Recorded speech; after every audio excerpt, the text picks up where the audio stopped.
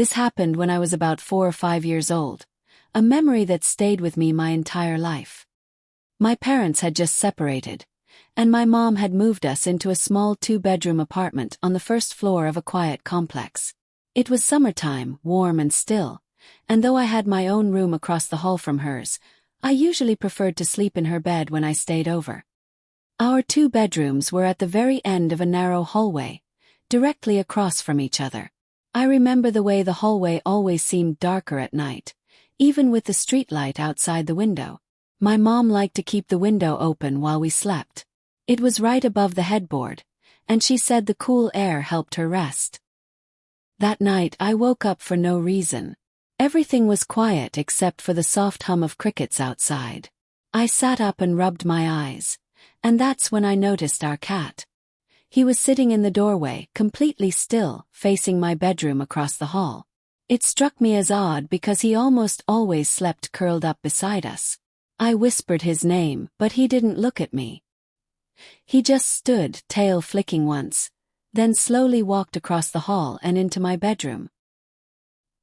He stopped at the doorway, turned back toward me, and gave a single sharp meow. Something about it made me uneasy. I turned toward my mom and gently shook her shoulder until she stirred. It took maybe 3 or 4 seconds for her to open her eyes and ask what was wrong. When we both looked back toward the doorway, there was a man standing there. He was tall, almost blocking out the dim light coming from the hall, and he was stepping out of my bedroom. Froze. My mom didn't. To this day, I don't know how she moved so fast. One moment she was sitting up. The next, she had scooped me into her arms and shoved the window screen open behind the bed. She pushed me out first, into the cool night air. It was only a short drop to the ground, maybe 3 feet, but I still remember the thud of landing on the grass. Within seconds she climbed out after me, barefoot, grabbed my hand and we ran. We screamed for help until lights flicked on in nearby apartments. Someone called the police. When they arrived, they searched the apartment but found no sign of forced entry. The front door, though, it was unlocked. My mom swore she had locked it that night, the deadbolt and the chain. She was absolutely certain. The officers told us it was possible the man had slipped out that way after we escaped, but there was no way to know for sure.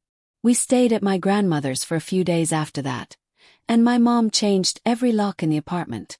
A week later, she was cleaning the kitchen when she opened the small water heater closet. Inside, behind some old paint cans, was a notebook. It had drawings, random names, and what looked like notes written in a hurry. There were also a pair of gloves and some gum wrappers. The police came back, took everything for evidence, but couldn't trace any of it. Their best guess. Whoever that man was. He had been hiding inside our apartment before we ever went to sleep. And sometimes when I think back to that night, I still wonder, if our cat hadn't moved, would we have ever woken up?